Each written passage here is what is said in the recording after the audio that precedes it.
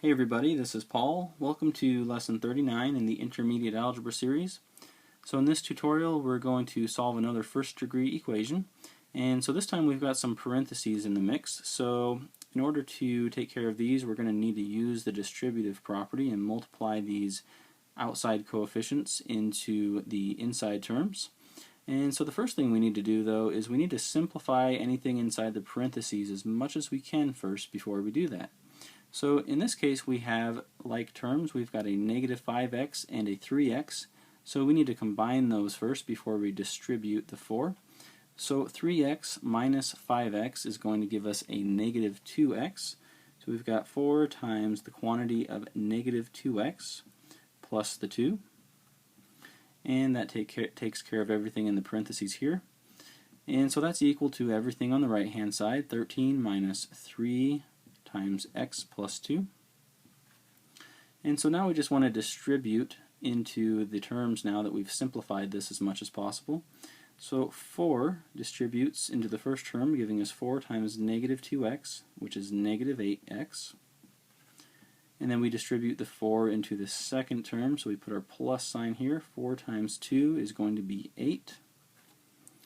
And then that's equal to 13. And then we're going to distribute this negative 3 into the first and second term now. So negative 3 times x is going to be negative 3x. Don't forget to distribute the negative sign as well.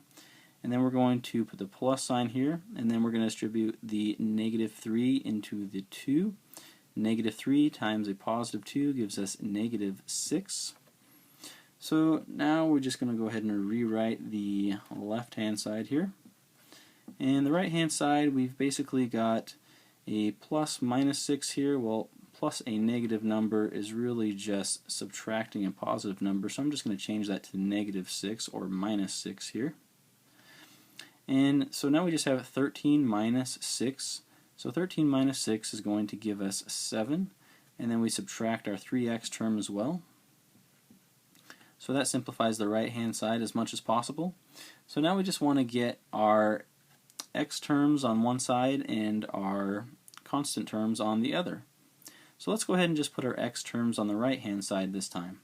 So we're going to add 8x to the left-hand side. Get rid of our x terms over here, and so we have to add 8x to the right hand side as well to keep it balanced.